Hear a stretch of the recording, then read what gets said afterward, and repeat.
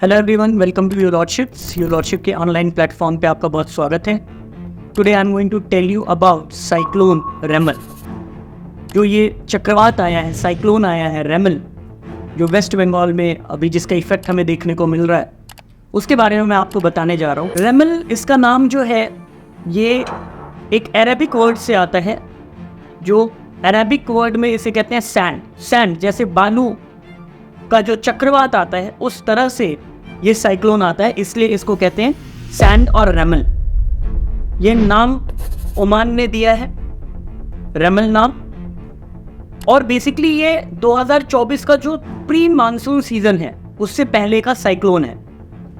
तो क्यों इसका नाम रेमल रखा और कैसे ये आया? इनमें ये 2020 जो वर्ल्ड मेटेरोलॉजिकल डिपार्टमेंट है, WMO जिसे कहते हैं, उसने ये डिसाइड किया कि जितने भी साइक्लोन्स आएंगे उनकी एक लिस्ट बनी, जो भी एक पॉसिबल साइक्लोनिक एरियाज हैं उनकी एक लिस्ट बनाएंगे और साइक्लोन्स को नेम देंगे। सो अकॉर्डिंगली 2024 का जो प्री मानसून के पहले का साइक्लोन है जो अरेबिक सी से आ रहा है, उसका नाम उन्होंने रेमल रखा। तो ये नाम वहीं से आया, बेसिकली अरब वर्ड में सैंड इसको बोलते हैं, तो वहीं से ये नाम लेके आए।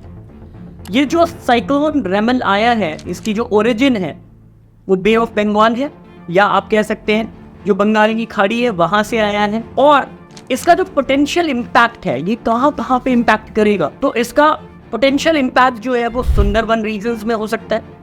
हैवी रेनफॉल होगा। नॉर्थ ईस्टर्न जो एरियाज हैं, जो स्टेट्स हैं, उसमें रेनफॉल बहुत ज़्यादा होने वाला है। जो विंड की स्पीड है, जो हवा की स्पीड है, वो 50 से 70 किलोमीटर की है। इस साइक्लोन की जो स्पीड है वो खुद 120 किलोमीटर पर आवर की है। इसी वजह से जैसे कि आप इमेजेस देख पा रहे हैं कि बहुत सारे कोस्टल एरियाज में इम्पैक्ट पड़ा। रिगार्डलेस कि ये साइक्लोन कहाँ पे एंड अप करता है, कब खत्म होता है, जो ईस्टर्न कोस्ट है हमारा या नॉर्थ ईस्टर्न जो स्टेट्स हैं, उसमें एक हैवी रेनफॉल होने वाला है इसकी वजह से। और चूंकि विंड स्पीड बहुत ज़्यादा रहेगी तो उससे आम आदमी का जो जनजीवन है वो बहुत अस्त व्यस्त रहेगा। बेसिकली अभी तक इस साइक्लोन में 10 से ज़्यादा लोगों की डेथ हो चुकी है और बहुत सारे लोग जो हैं उनको इलेक्ट्रिसिटी नहीं मिल रही है, क्योंकि विंड की स्पीड इतनी तेज है कि जो इलेक्ट्रिसिटी पावर सप्लाई है वो पूरी तरह से डिस्टर्ब हो चुका है। तो जैसा कि आप देख रहे हैं कि इसमें वार्निंग इशू की गई है, NDRF की टीम भी वहाँ पे है और गवर्नमेंट की एडवाइजरी आई हुई है कि फिशरमैन उस एरिया में बिल्कुल ना जाएं, क्योंकि जो सी का नेचर है वो बहुत रफ हो गया है। सी जो है इस साइक्लोन की वजह से बहुत ज़्यादा रफ है। तो जो ये रेमल साइक्लोन आया, इसमें जो इम्पोर्टेंट चीज़ है वो बे ऑफ बंगाल से ओरिजिनेट किया है।